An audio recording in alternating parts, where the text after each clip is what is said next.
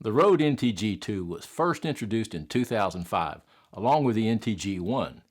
So to put that in context, that's 2 years before the first iPhone. And with all the other shotgun microphones available on the market today, is the Rode NTG2 still relevant in 2021? In this video, I'll give you my thoughts. Let's go. I've owned the Rode NTG2 for well over 10 years now.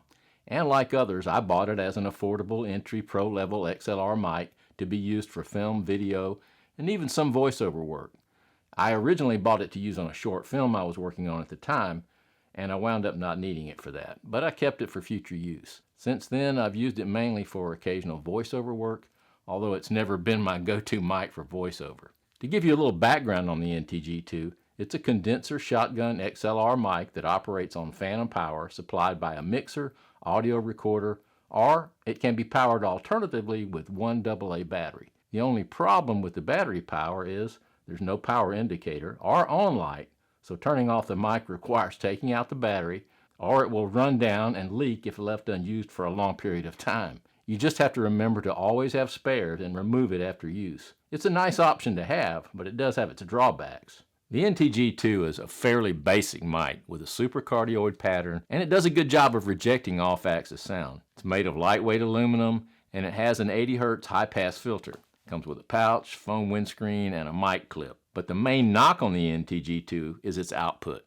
which is a lot lower than other shotgun mics in its price range, and certainly a lot lower than Rode's other mics in the NTG line. Because of its lower output, it requires increased gain, and with increased gain comes increased noise. And a lot of users have complained about having to do a lot of noise reduction in post. In fact, there's even one YouTube reviewer urging you not to buy the NTG2 for this reason. On the other hand, there are a lot of other reviews singing the praises of the NTG2. So I've found for me that microphones can be subjective. So much is dependent on personal preference and how the mic is being used. So I kind of hesitate to judge anyone's opinion. It either works for you or it doesn't. Also, if you buy a higher priced microphone, it's not necessarily a better mic for your voice. Since I now use the Rode VideoMic NTG for all my videos, I thought about selling the NTG2, since it didn't get much use, and to use it for my videos, I would have to use it with an audio recorder and then sync the sound in post. And I just couldn't see the advantage of doing that over using the VideoMic NTG. And then I discovered this little device, the Saramonic SmartRig preamp. Now this allows you to use an XLR mic and plug it into your DSLR or mirrorless camera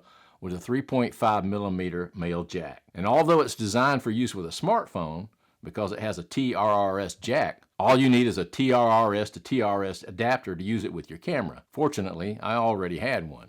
The Saramonic is powered by one 9-volt battery, and like the NTG2, there's no battery life indicator, but one battery should last you quite a long time unless you're using it on a daily basis, which I'm not. It can also supply 48-volt phantom power to the mic and only costs $25, and I'll leave a link in the description. So before putting the NTG2 on eBay, I decided to try it out with the Saramonic preamp, and my initial results were not good.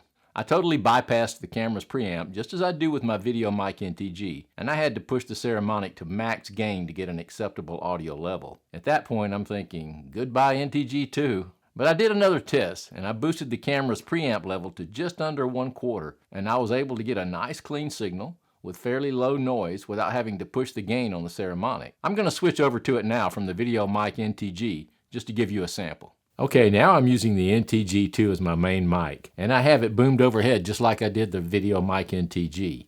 And I kind of like the sound of my voice with the NTG2. It has a little more bottom to it than the VideoMic NTG.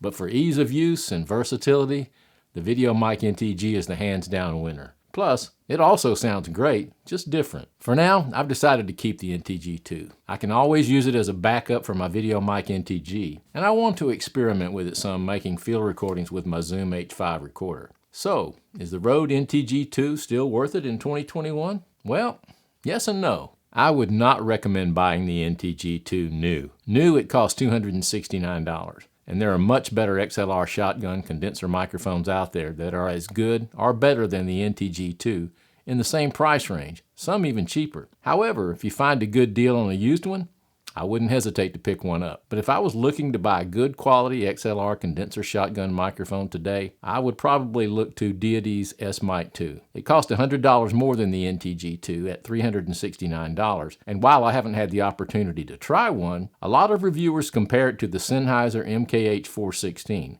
which is a $1,000 microphone and an industry standard. That's a pretty high recommendation. If you have any questions or comments about the Rode NTG2, let me know in the comments below. And also let me know which mic you think sounds the best, the Rode VideoMic NTG or the NTG2. If you found this video helpful, give it a thumbs up and consider subscribing if you haven't already. Thanks for watching, everyone.